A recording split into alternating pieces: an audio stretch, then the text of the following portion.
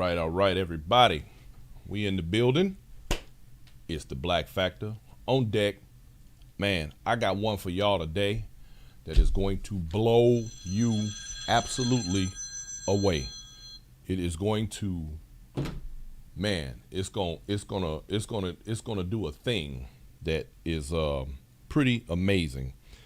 Today's show is filled with some historical facts that I think you are going to find extremely interesting. I learned a few things on this one myself, and to be honest with you, it's a little bit disturbing. So we're not going to waste a whole lot of time getting to it. So let's do it. Let's get this show cranking.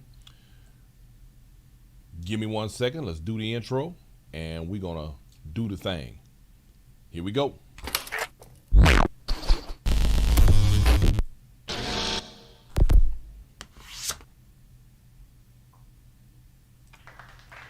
All right, y'all. So check this out. Before I get started, let me welcome everybody to the Black Factor. I see you, Regina Freeman. Thank you for checking in. This is the Black Factor, where the truth doesn't care about your feelings because it's facts. I only operate in facts. Don't forget to like, subscribe, hit the share, especially share this one. It's going to be really interesting. You can join me on Twitch, Twitter, and don't forget to support Black media.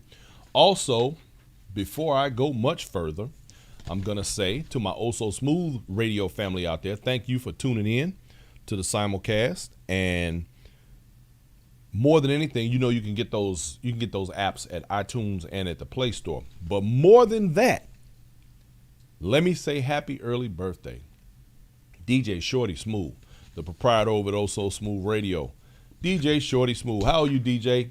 How old you? Shorty Smooth, what you now? You about 20, 21, something like that? I'm going to have to check that out, man. I got to make sure I didn't buy you no drink, you know what I'm saying, and do you like that. That underage, I don't want to get in trouble. I won't get no trouble, you know what I'm saying. All right, y'all. So look, tonight's show, if you checked out the title, tonight's show, we're going to talk about the United States interstate system and racism. Now, I know you're probably thinking, what does racism have to do with the United States interstate system? Well, here's the deal.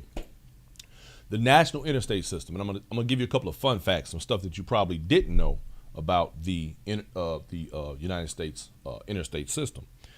Now, and as it pertains specifically to us, black folks, and yes, believe it or not, it does have something to do with us. And I know, it's kind of crazy when these things come up and you go, I just didn't know that. And it's amazing the stuff that you find out. All right. So every day we travel, most of us at some point or another, especially if you live in Chicago, you take one of the interstate throughways. Yes, Regina Freeman, interstate system. Every day in America, people use it to go to work. Or some other places, just to move around the country, to get from point A to point B as quickly as possible. The interstate system makes it easy and fast for goods to be shipped across America. And as you know, I once owned a trucking company, and of course the interstate systems, we call it the big road, and I like to remain on the big road as much as possible. I didn't want to hit them little small highways, but this is how we got down, okay?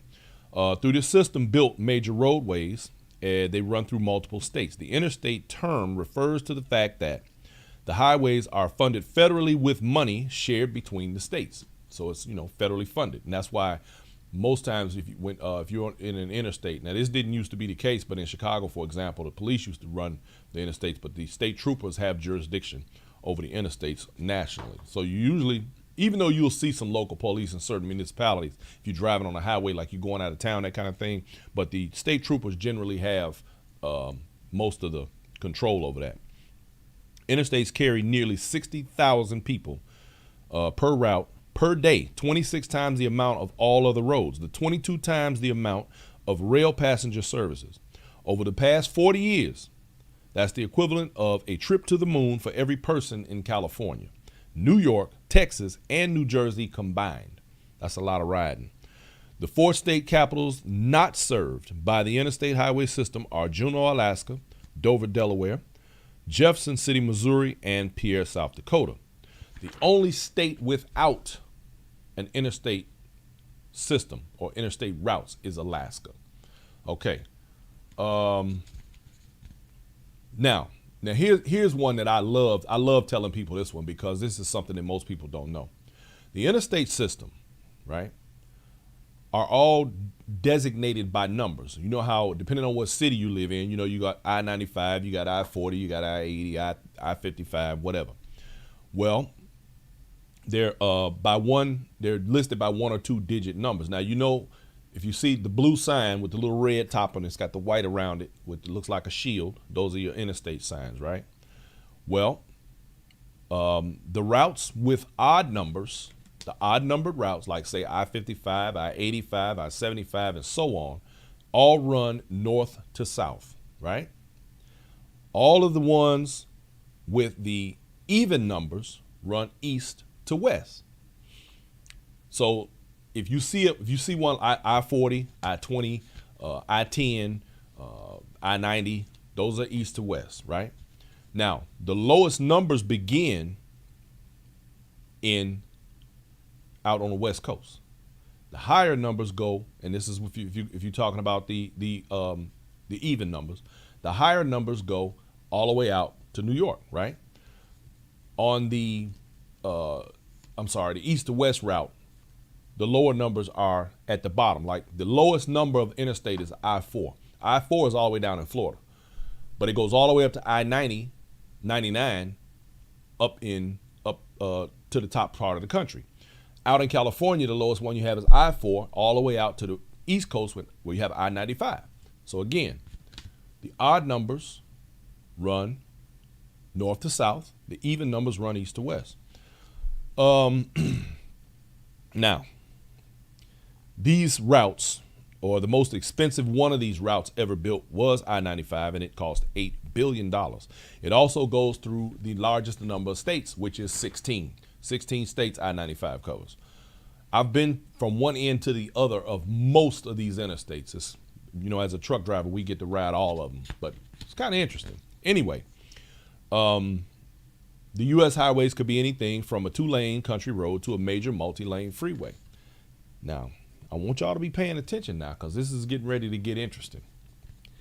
Now, Dwight D. Eisenhower, who y'all remember was one of our presidents, right? Well, he became president in 1953. Now, he served time in the military. He was a general. He became president in 1953. His administration developed a proposal for an interstate highway system, eventually resulting in the passage of the Federal Aid Highway Act of 1956. Now, his motivations for a highway network, there were 3 reasons. Now, these were the reasons that they said that the highway system needed to be put into place. His motivations stem from his assignment as a military observer to the first transcontinental motor convoy, his experience in World War II, where he observed the efficiencies of the German Autobahn, and the Soviet Union's 1953 detonation of the hydrogen bomb, which instigated a fear that insufficient roads would keep Americans from being able to escape nuclear disaster.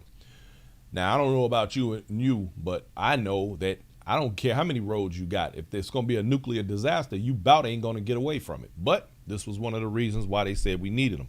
Because you got to remember that most people lived, or larger populations lived in urban centers, like major cities, right? So they wanted to be able to get out of there. But if y'all know, like I know, you ain't getting out of a major city during a catastrophe. You're going to be stuck in traffic. Please believe it. Valeria Connor, very interesting topic you say this evening. I want you to stay tuned because it's about to get even more interesting. Trust me. Just hold tight. I'm just giving you the preliminaries. Okay.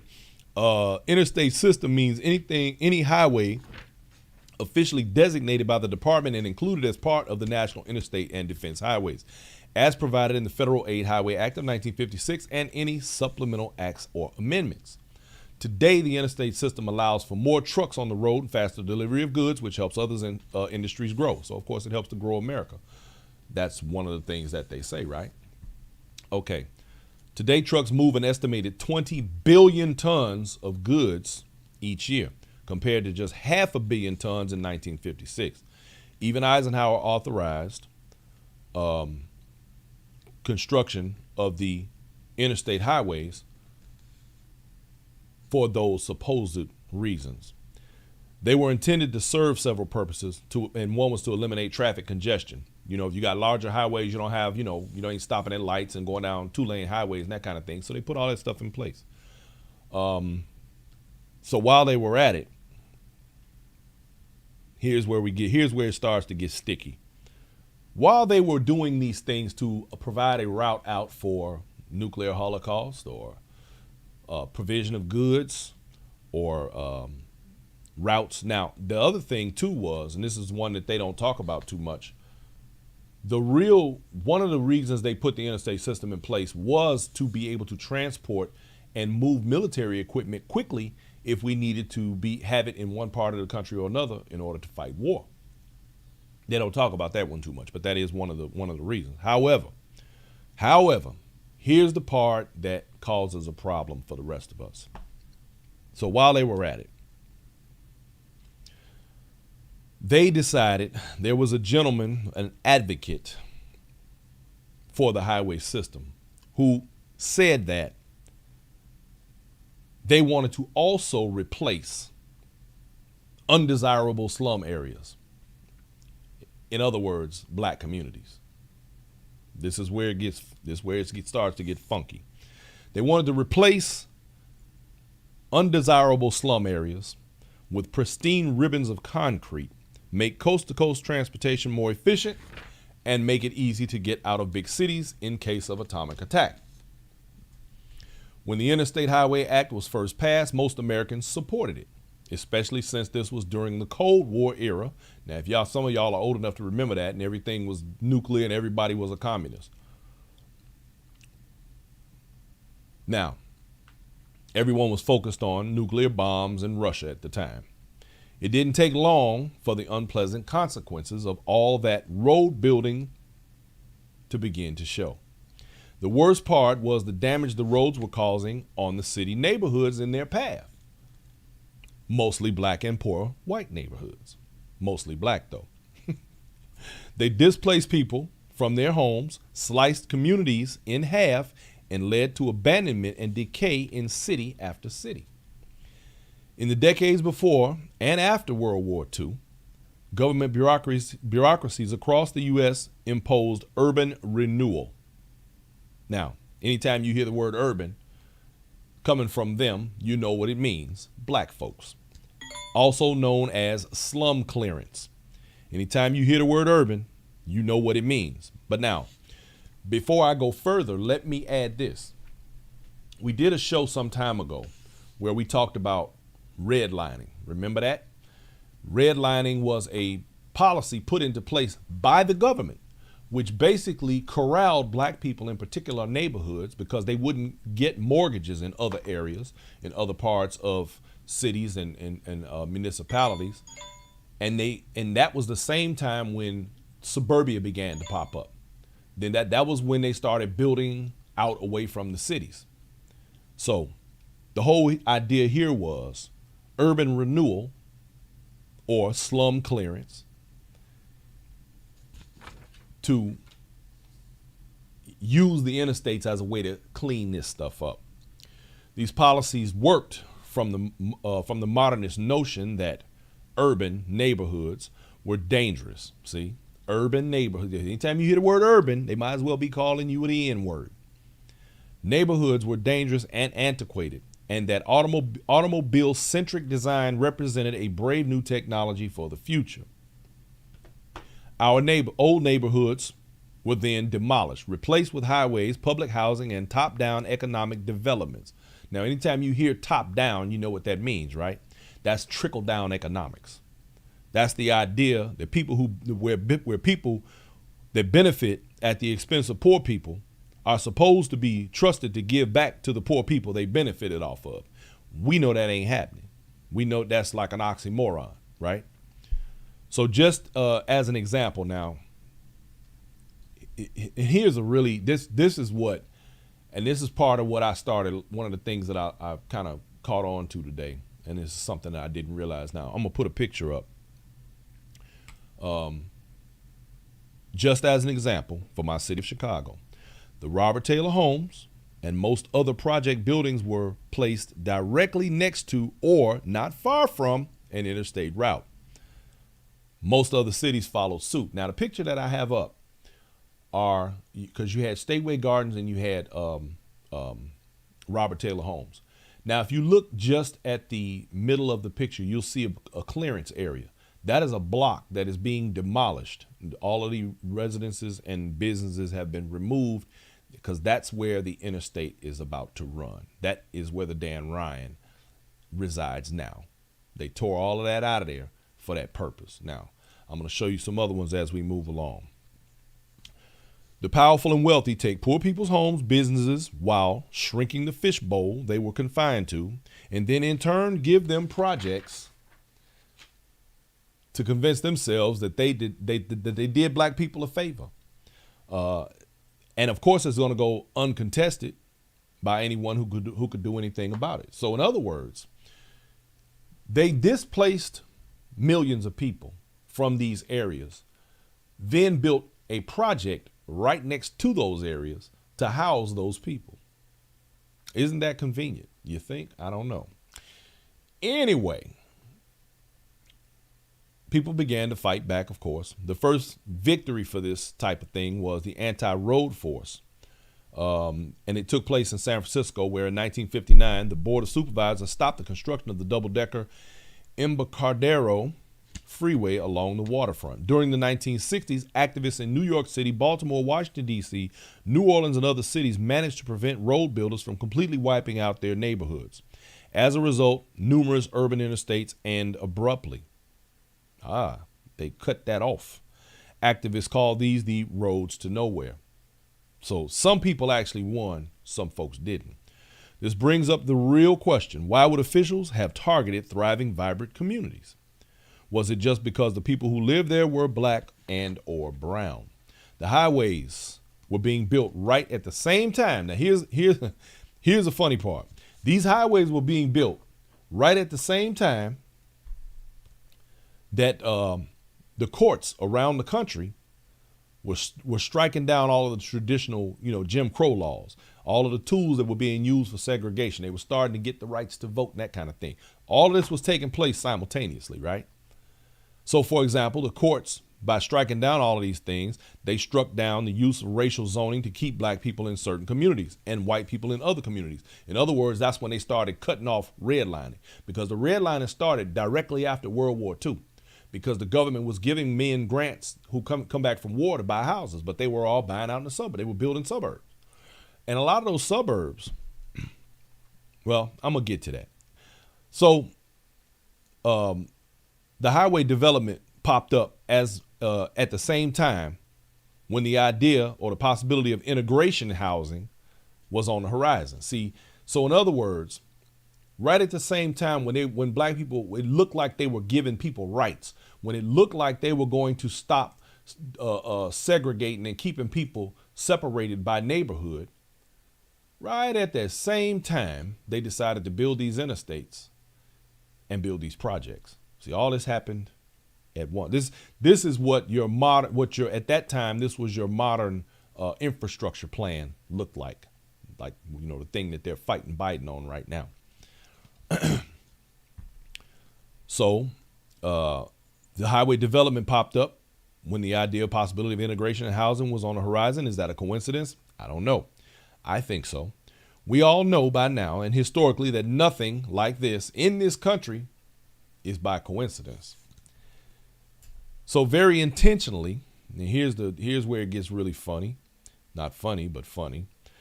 Highways were often built right on the formal boundary lines that were used during racial zoning. So in other words, you know how now I can tell you this, being a Chicago resident, there are boundaries within the city. There have always been boundaries as long as I can remember. Now, those boundaries have to do with what part of the city you live in versus what part other folks live in and whether or not you're welcome there. So, needless to say, what the idea here was they would run the interstate right along those boundaries in order for the separation of the races, because Chicago is one of the most segregated cities in the country. You have other cities that are like that. In some neighborhoods, if you cross the tracks, so to speak, rather than cross the tracks, you had to cross the interstate. And of course, you're not going to cross the interstate unless you hit one of the major streets and go across the bridge. See, so this was a dividing line. This helped to divide. All right. Planners of the Interstate Highway System, which began to take shape after the Federal Aid Highway Act of 1956, routed some highways directly and sometimes purposefully through black and brown communities. In some instances, the government took homes by eminent domain. Not some instances, many instances, okay? They often took property by eminent domain. Sometimes community members asked the highway builders to create a barrier between their community and the encroaching black communities. You hear that? Encroaching. In other words, if we tried to leave out of the areas that were designated as black areas, we were considered to be encroaching on others' territory for living. Can you imagine that? I can. Sometimes community members asked that this happen. That's a polite way of saying, look, we need y'all to keep us separated. Divide it up for us. Divide it up. Now, remember, this is during the same time when subdivisions and suburbs had blown up by then, because we're talking about 10 to 12, 15 years after World War II. Now, remember, in these suburbs, when they built these subdivisions, a large majority of them had covenants that said that they were not allowed to sell their property to anyone black. Some of those covenants are still in existence today. They're not enforceable, of course, but those laws are still, or should I say bylaws of those covenants are still on those books. They are still there. The condemned neighborhoods were overwhelmingly black, and to a lesser degree, Hispanic and Asian. In city after city, highways that were built to appease white suburban commuters and enabled through eminent domain and funds from 1949 Housing Act and the 1956 Interstate Highway Act were pushed through these areas, causing further surrounding decay and pollution. Now, y'all starting to see where I'm going with this? You starting to see the big picture? Yeah, it gets worse. Historians say across the country, local officials saw the proposed interstate system as a convenient way to demolish what they regarded as slum neighborhoods. We already didn't have nothing or no space, but they wanted to destroy that. Who's surprised? Anybody? Anybody? Me? No, me either. And the thing is, a lot of these so-called slum neighborhoods were near downtown and business districts. With the federal government picking up 90% of the cost, freeway construction made it easier for politicians and business leaders to pursue their own urban renewal projects after residents were evicted. So they would put these people off of their land in order to create the barrier and divide communities. It was a mistake that many cities were making, said University of California Irvine law professor Joseph Demento, an expert in the policies of freeway building era. The reasons they were built were heavily for removal of blacks from certain areas. Road builders at the time were largely free to ignore environmental, historical, social, and other factors. So in other words, they didn't care if a place had a historical, if it meant anything, if it was important, they didn't care. They wanted it gone. And that allowed them to focus on the most direct route from one point to another. In many cities, these restrictions were left black people even more crowded into small neighborhoods. So now the fishbowl they were already in now shrunk. So now they're even more crowded. Why? Because we essentially weren't allowed to move anywhere else. You couldn't move to the suburbs. So you're stuck in these cities, where other people didn't want you moving around in their city. Black people were denied home loans by the federal government in certain areas, a practice called redlining. Restrictive covenants prevented homeowners from selling to certain types of people, including blacks. And they were also denied jobs and other opportunities that would have allowed them to afford to buy a home in the first place. City planners had a solution for this too. They saw the crowded black areas as unhealthy organs that needed to be removed. You know, kind of like if you got a bad appendix or something. To keep cities healthy, planners said, these areas needed to be cleared and redeveloped. The clogged hearts replaced with something newer and spiffier. But open heart surgery on a city is expensive. Highway construction could be federally funded. Why not use those federal highway dollars to also tear down and destroy black lives and anything blacks had worked to have? What little that was going to rebuild in the city centers. So, you know, we talk about the migration from the south to the north, but in fact, that migration still has so much baggage to it. You know, you went for a better life, but you still ended up with a lot of other crap to go with it. The problem though, these neighborhoods weren't really slums. See, according to them, because black people lived together in the ghetto, they were slums, and because it was black folks who were not allowed, even though it didn't, see, back in those days, it didn't matter really how much money you made. The doctor lived next door. The lawyer lived next door. I don't care who you were. You couldn't just move into any neighborhood that you chose. But because of this type of, you know, lifestyle, these types of things, it just caused, you know, more problems.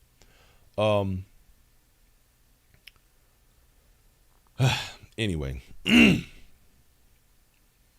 these were all areas that black citizens had been contained into through private covenants, government zoning, and mob violence. Let's not forget mob violence. Let's not forget not getting caught in particular parts of cities after dark if you're black.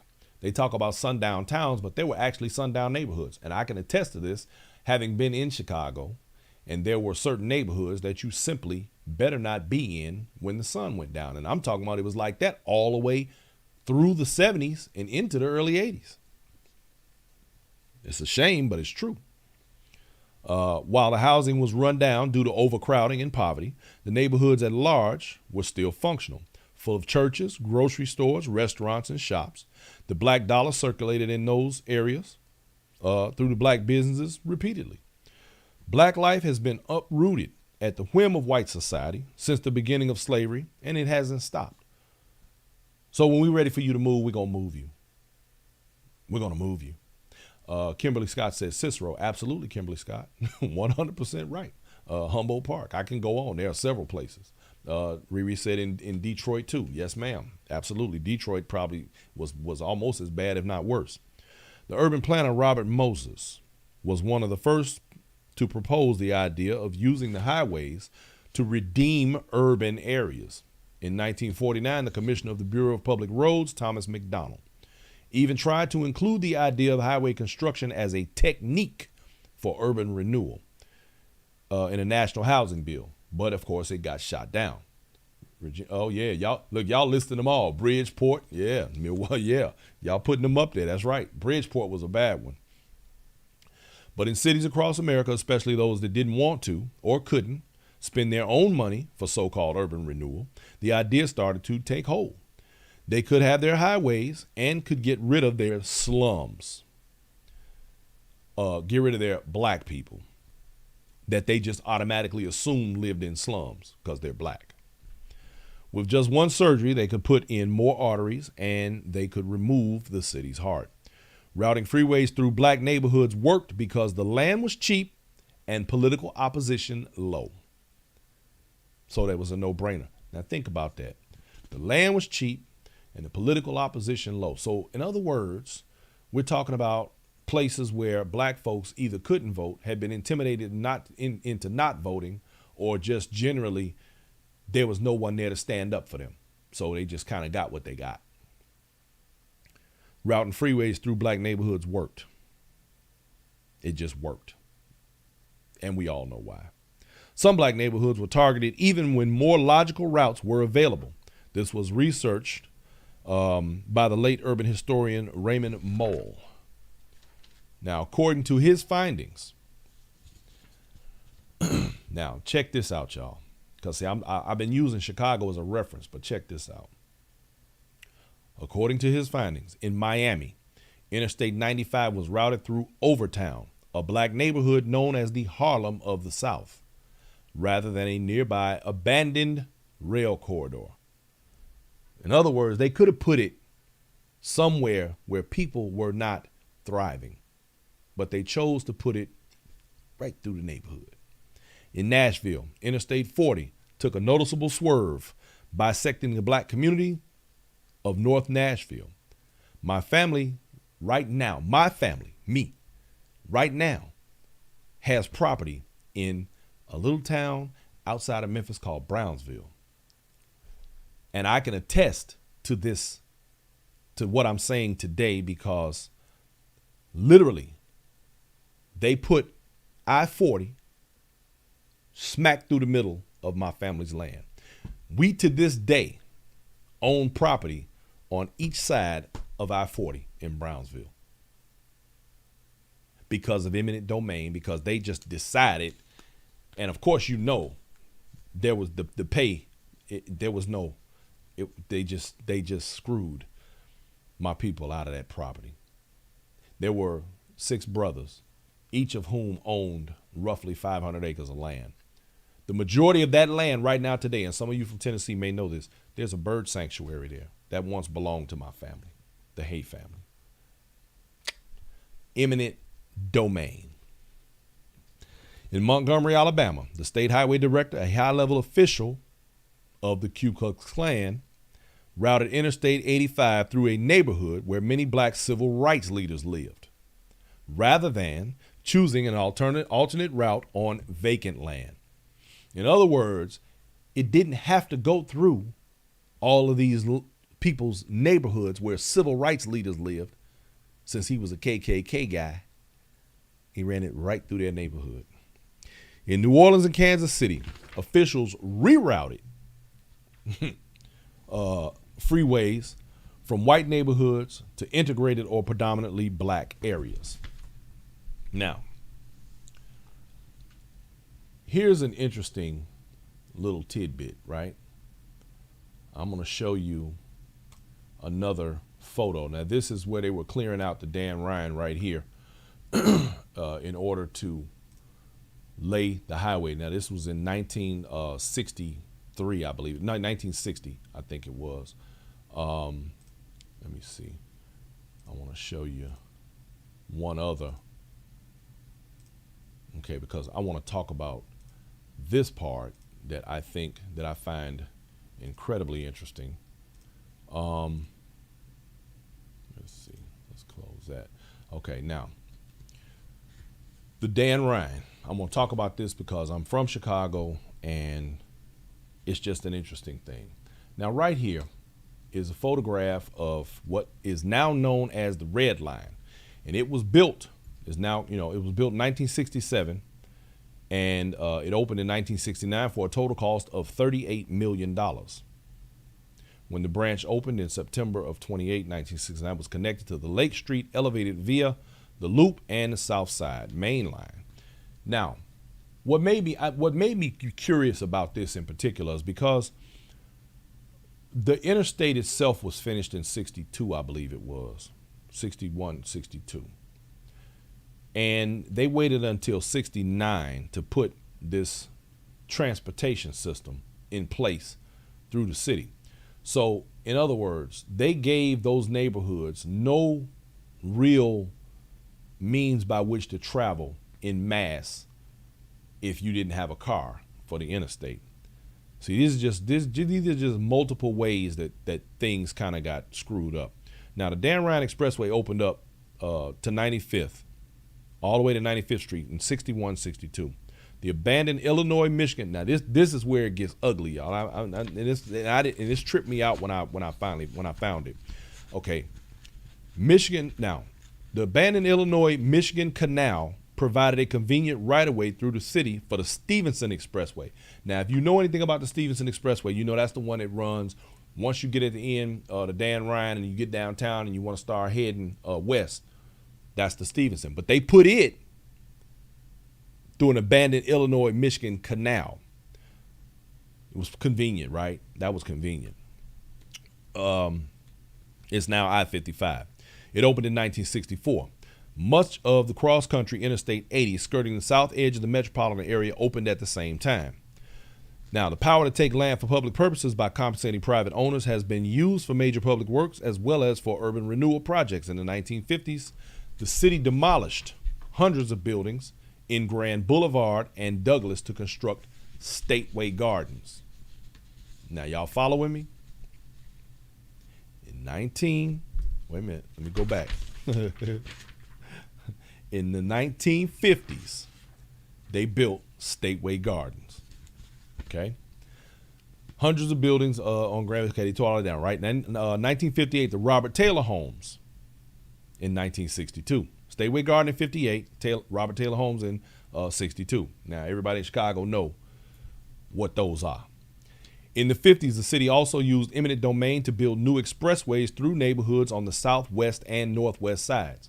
So they used eminent domain. They tore down a bunch of people's stuff, put the projects up. Then they used eminent domain, tore out all these people's houses, put the interstate in, and kept. And if you know anything about Chicago, you know that on one side of the interstate back in those days, it was definitely black, and on the other side, it was definitely white. Although the initial plans for the South Side Expressway that became the Dan Ryan would have cut through the Bridgeport neighborhood. Now, somebody earlier mentioned Bridgeport, which was one of the more racist neighborhoods, well, one of the most racist neighborhoods, and you better not get caught there, right? Now listen to me. The initial plans for the South Side Expressway, the Dan Ryan, would have cut through Bridgeport along Normal Avenue. Now, in 1956, who else? None other than Mayor Richard J. Daley, Daley Sr., and the city council moved the route to Wentworth Avenue along the eastern edge of Armour Square and Fuller Park. The new route displaced residents and businesses in neighborhoods adjacent to the neighborhoods that had already been displaced by the new housing projects. See how that works? And see, back in those days, for those of you who don't know, Mayor Daley was an absolute tyrant. He was an absolute boss. He did what he wanted, and he moved who he wanted moved when he wanted them moved. Not to mention the mob violence that went with it. And it's not a shock to anybody who knows anything about the history of Chicago. But this is just one incident of what took place nationally when it came to the interstate system that we use right now today. And y'all remember that movie? Y'all remember the movie National Lampoon's Vacation? And the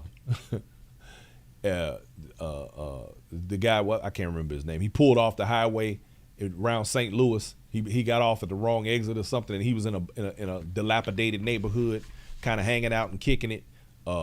And they were people were looking like they were going to steal his hubcaps, and that kind of, they did steal his hubcaps. See, that's just an example. We laugh at that, but we don't realize what that exactly means. It meant that, like other cities, those interstates will run through particular neighborhoods, and if you ended up on the wrong side of it, then of course you were going to have problems of your own. Now, let me say this right quick before I go any further with this part. I want to bring up something that to me is very important in regard to the interstate system. Okay, this right here, ladies and gentlemen, is a picture of the front cover of something called the Negro Motorist Green Book. Now, back in the days before the interstate system, this was a book that black folks used when traveling throughout the country in order to find friendly places that would accept them. Restaurants, hotels, gas stations, and so on.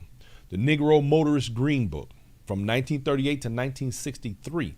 It was by Victor H. Green.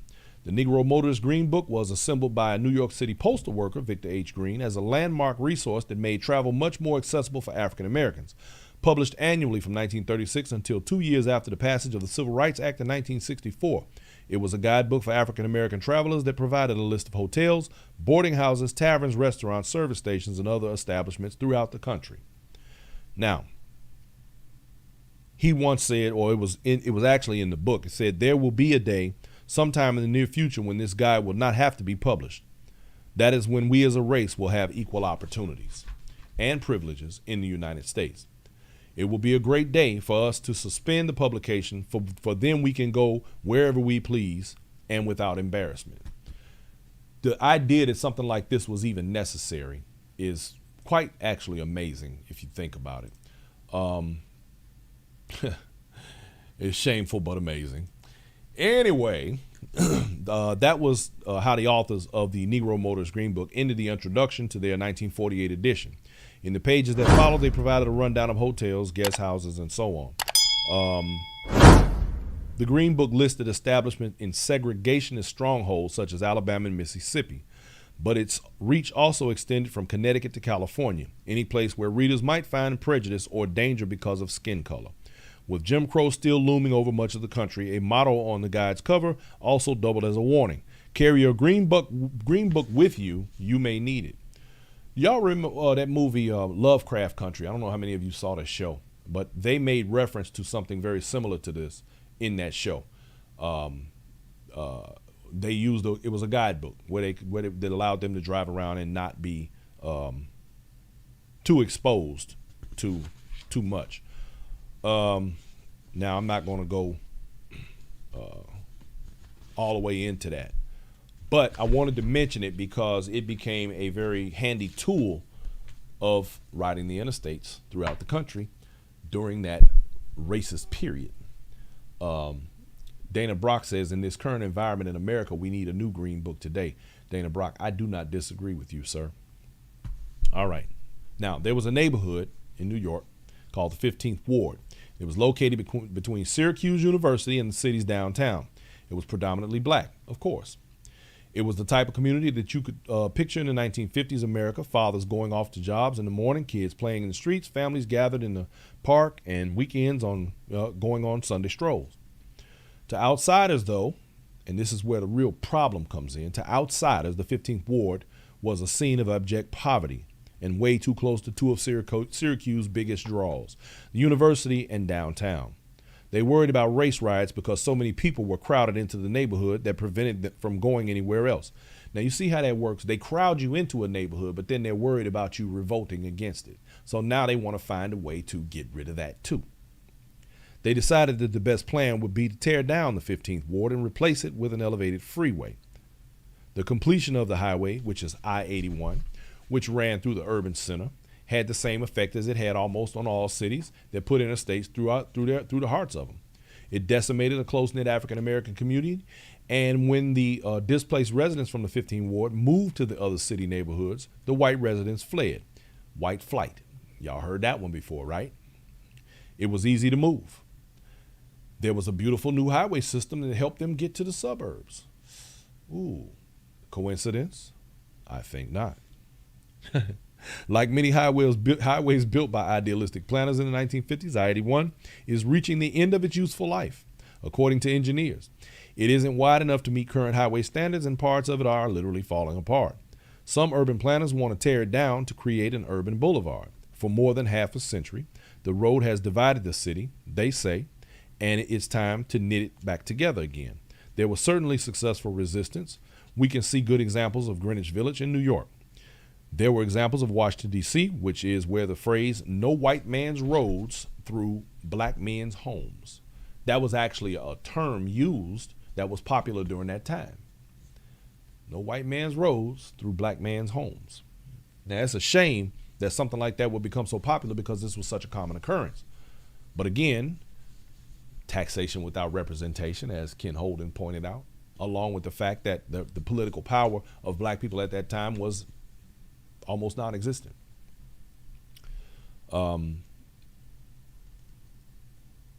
There also was some more successful efforts in New Orleans, but this was not the typical case. There were people who actually fought some of this stuff, and they did win. But I think it's important to point out that most of the successful efforts to stop these interstates through people's homes was more focused not on racial justice, but on environmental justice. So in other words, rather than it be pointed out that they were running these things through black people's homes, they used other means by which to stop it, such as environmental excuses, pollution, parks, that sort of thing. We can't run it through here. There's a park there. It's a historical park. Don't do that. So some of them won, but very few. The road building program ultimately displaced more than 1 million Americans, most of them low-income minorities. Now, in his $2 trillion plan to improve America's infrastructure, President Biden is promising to address the racism ingrained in historical transportation and urban planning. Sounds good, but I'll believe it when I see it. Biden's plan includes $20 billion for a program that would reconnect neighborhoods cut off by historic investments. According to the White House, it also looks to target 40% of the benefits of climate and clean infrastructure investments to disadvantaged communities. In other words, them contracts need to come to black folks. So y'all need to be preparing for that, because if it goes through, that's a shot. That's a shot in the arm for somebody.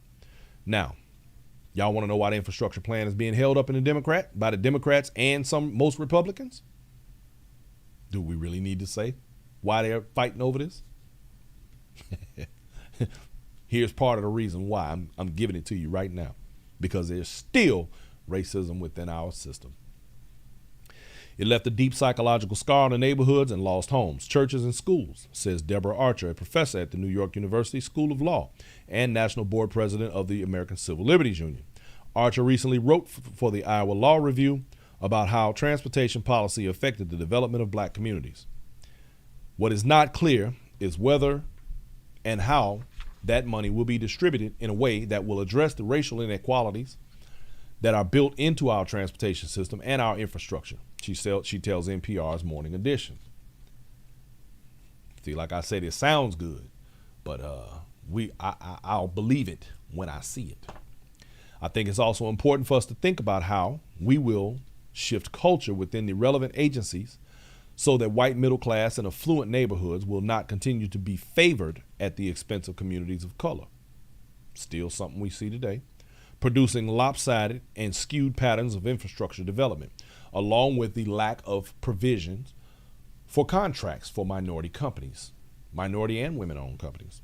Our transportation systems have really led to racial disparities and discrimination, which are reinforced daily from highways, roads, bridges, and sidewalks to public transit. We make it harder for black people and other people of color to access and take advantage of opportunities. Given that such urban renewal, wipe out the black folks, occurred nationwide, it's easy to see why the affected neighborhoods still suffer and why there's not a larger African-American middle class in America. Those areas had begun to emerge as emergent urban orders, small experiments in capitalism that arose from poverty and oppression, and were creating a generation of black businessmen. With time, those businesses likely would have evolved from relative simplicity to growth and specialization. Now, what's important about that is that when you think about the people who had businesses, the people who were movers and shakers in their community that were on their way to being successful and financially stable, were again uprooted.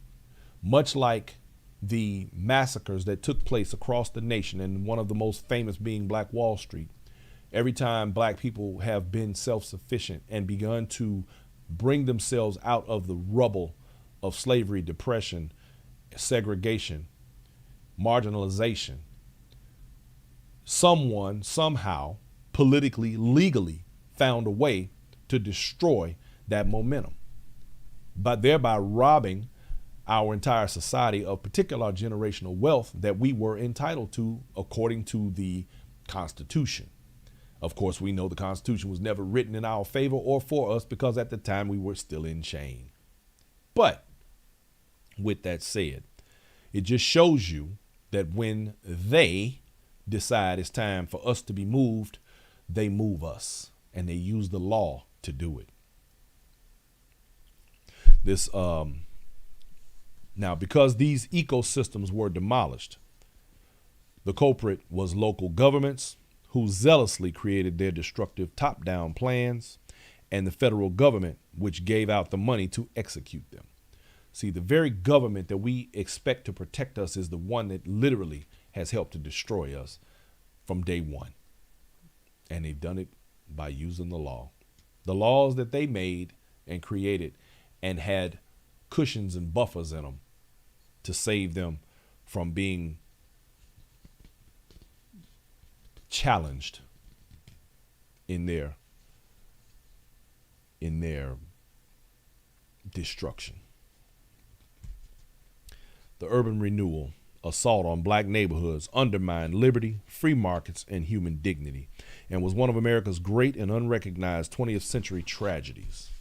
I bet y'all didn't know all of this could come or had anything to do with your interstate system.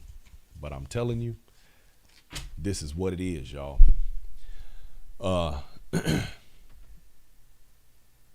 This has been an informative day for me. I ran across some information that had me going down this rabbit hole. Y'all know how I go down the rabbit holes. And I started to dig into this stuff, and I think that it's disheartening. I think that it is no surprise. I think that we must open our eyes to the realities and the truth about the things going on around us and who are the ones that actually cause the problems that we have. So with that said, ladies and gentlemen, I'm not going to keep you any longer. I appreciate each and every one of you coming in and hanging out and kicking it with your homie. But you know, this is one of those things, you know, it had to be said. So I said it. I'm letting y'all know what's happening. I'm giving you the game, showing you what's good. So now every time you get in your car and you buckle up and you hit that interstate, I want you to think about where you're riding through. I want you to think about what the cost was. And of course, when it comes to cost in this country, we of course it's always at our expense on some degree, to some level, some kind of way. And a lot of people will say, oh, everything is not racist. You could have fooled me. Shit. I'm still, if it wasn't, I'd be the first one to say it's not. But there's no getting around this. There's no getting around a whole lot of things. You can try and pass it off as something else all you like. But in fact, the interstate system in America was destructive to the black community. I want you to have a good night. I love y'all. Thank you for tuning in. This has been The Black Factor, and I will see y'all again next week. Peace out.